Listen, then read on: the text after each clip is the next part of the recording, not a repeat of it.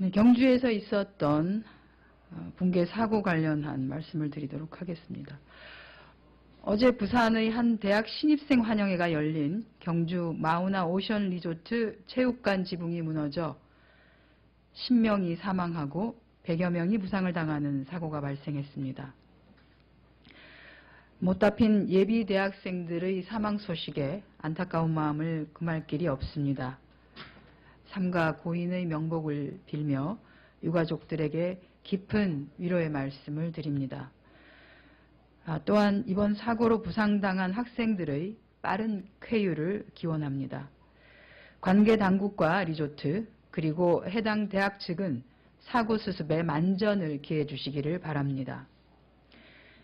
이번 사고에 대해 미연에 방지할 수 있는 사고였다는 안타까운 지적들이 제기되고 있습니다. 매번 사고 약방문처럼 반복되는 후진국형 참사, 예고된 인재라는 지적도 제기되고 있습니다. 사고가 난 조립식 건물이 과연 적법한 절차에 의해 지어지고 또한 관리되었는가? 건물 지붕에 쌓인 눈을 제때 치웠다면 건물 천장이 무너졌겠는가? 도로 제설 작업이 제대로 이루어져 현장의 구조대가 조금 더 빨리 도착했으면 인명피해를 줄일 수 있지 않았을까? 학교 차원의 관리 감독이 보다 세심하게 진행되었었다면 이러한 많은 문제들이 제기되고 있습니다. 관계 당국은 사고 수습이 끝난 후 사고 원인과 사고 처리 과정에서의 문제점이 없었는지 면밀하게 파악하고 관련 책임자들을 엄정 문책해야 할 것입니다. 우리 민주당도 교문위 등 관련 상임위를 통해 사고 수습에 만전을 기할 것이며 인재 가능성에 대해서도 철저하게 따져 묻도록 하겠습니다. 서울시 간첩단 조작 사건 관련해서 국정조사와 특검의 도입 필요성에 대해서 말씀드리겠습니다. 국정원 기획 간첩단 조작 사건은 사법 질서를 파괴하고 국기문란을 일으킨 것입니다. 이것은 국정원과 검찰개혁이 필요한 이유이기도 합니다. 평범한 시민이 하루아침에 간첩이 되는 사법 질서를 근본적으로 파괴한 이번 간첩단 조작 사건의 명명백백한 진상규명을 위해 국정조사와 특검이 진행되어야만 합니다. 하지만 검찰은 국가기관의 간첩 조작 사건에 대한 셀프 조사를 여전히 포기하지 않고 있습니다. 검찰의 가담 의혹이 계속해서 제기되는 상황에서 국민 누구도 셀프 검증으로는 진상이 규명될 수 있을 것이라 기대하지 않습니다. 또한 국민은 검찰이 국정원 관련 사건에 대해 국민이 납득하고 신뢰할 만한 조사를 진행한 적이 없었다는 것도 분명히 기억하고 있습니다.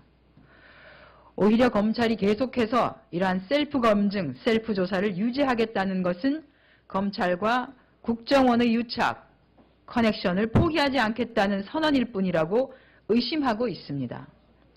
검찰에 대한 신뢰가 무너지고 국정원 기획수사에 발맞추는 검찰에게는 더 이상 기대할 것이 없다는 것이 국민의 여론입니다. 박근혜 대통령과 새누리당은 사법 질서를 파괴하고 국기문란을 일으킨 간첩단 조작 사건에 대한 진상규명을 위해 즉각 국정조사와 특검을 받아들여야 할 것입니다. 아울러 법무부 장관과 국정원장은 이러한 간첩단 조작 사건에 대해 국민 앞에 사죄하고 사퇴로 책임지는 모습을 보여야 할 것입니다. 박근혜 정부에서 지속되고 있는 낙하산 인사에 대해서 말씀드리도록 하겠습니다. 박근혜 정부의 전방위적 낙하산 인사가 끝이 없습니다. 한국전력공사는 전교조 명단 공개로 벌금형을 받고 친일 독재 미화로 교육 현장의 이념 갈등과 혼란을 야기시킨 교학사 교과서에 대한 홍보로 논란을 일으킨 조전혁 전 새누리당 의원 그리고 이명박 전 대통령의 내곡동 사저 봐주기 수사로 시민단체로부터 대표적인 정치검사로 지목받은 최교일 전 서울중앙지검장, 또한 대표적인 박근혜 대통령 지지 인사인 이강희 전 의원을 사회이사로 선임했습니다. 이 세 명은 모두 전력 혹은 에너지 분야의 경력이라고는 전무합니다. 대통령이 그렇게 주창한 전문성은 그야말로 찾아볼 수가 없고 정치적인 고려와 특혜만이 강조된 인사일 뿐입니다. 또한 얼마 전에는 안전행정부가 민주화기념사업회 이사장에 사회 각계의 반대에도 불구하고 지난 대선에서 공개적으로 박근혜 후보를 지지했던 박상증 목사를 이사장으로 임명했습니다. 당장 기념사업회 설립위원과 전직 임원들은 임명처분 취소 소송과 직무정지 가처분 신청을 제기하고 박상증 목사의 출근을 저지하는 등 집단 반발하고 있는 실정입니다. 이 역시 대표적인 보훈 인사이자 전방위적인 자기 사람 심기로밖에는 보이지 않습니다. 박근혜 정부 초기에 공기업 기관장에 여당 출신 정치인들이 대거 투입된 데 이어 이제는 사회 전 분야에 대한 특혜성 인사가 판을 치고 있어 그야말로 심각한 상황이 우려되고 있습니다. 박근혜 대통령이 강조한 공정사회 대신 특혜와 파벌사회가 판을 치고 비정상적인 인사전횡만 난무하고 있는 실정입니다. 정도껏 하셔야 합니다. 며칠 전 박근혜 대통령께서는 특혜와 파벌로 인한 빙상연맹의 문제를 지적하며 시정하라고 강조한 바 있습니다. 과연 누가 이를 신뢰하겠습니까? 이러한 전방위적인 낙하산 인사 즉각 중단하시기 바랍니다. 분위기도 모르는 홍문종 사무총장의 망발 짚고 넘어가도록 하겠습니다. 지금 대한민국 국민은 하루가 멀다 하고 발생하는 사건 사고에 참담하기 이를 데 없는 지경입니다.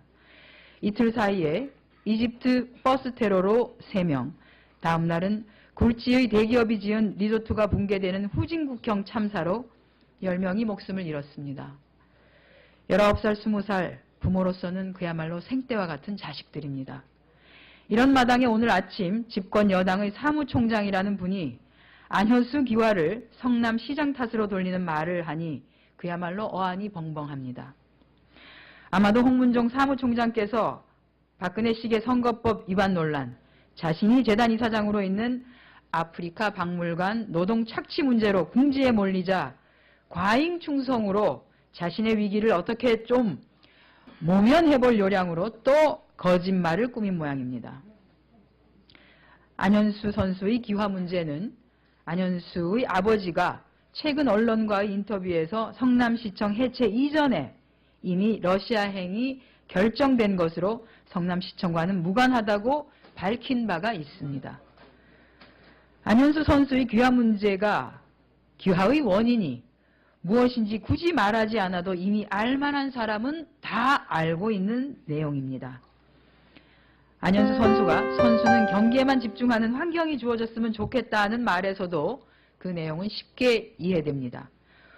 홍문종 사무총장님, 이 정도면 자신의 자리에 대한 정치적 안전 민감증 환자라고밖에 볼 수 없습니다.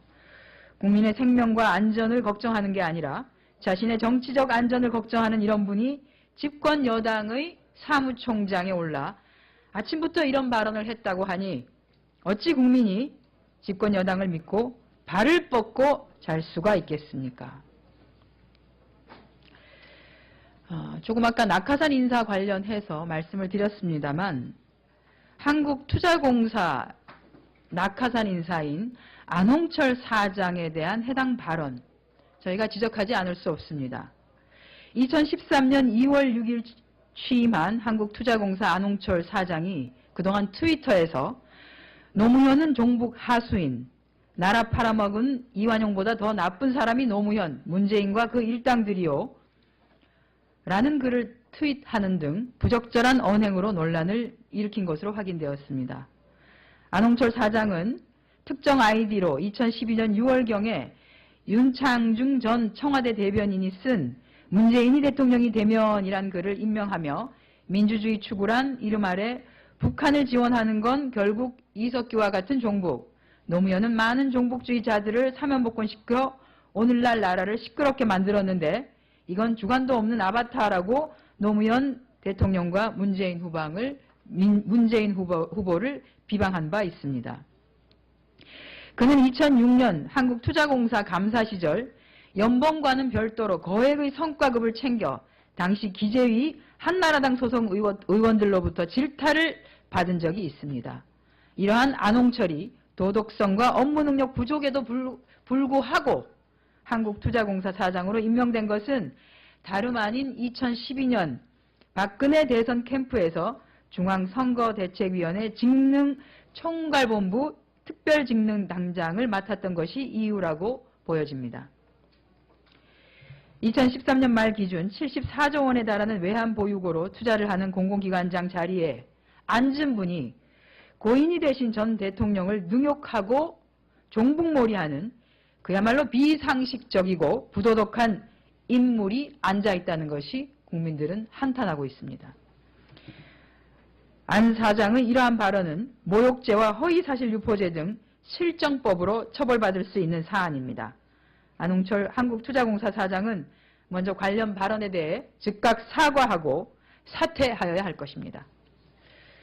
이상 오전 현안브리핑 마치도록 하겠습니다.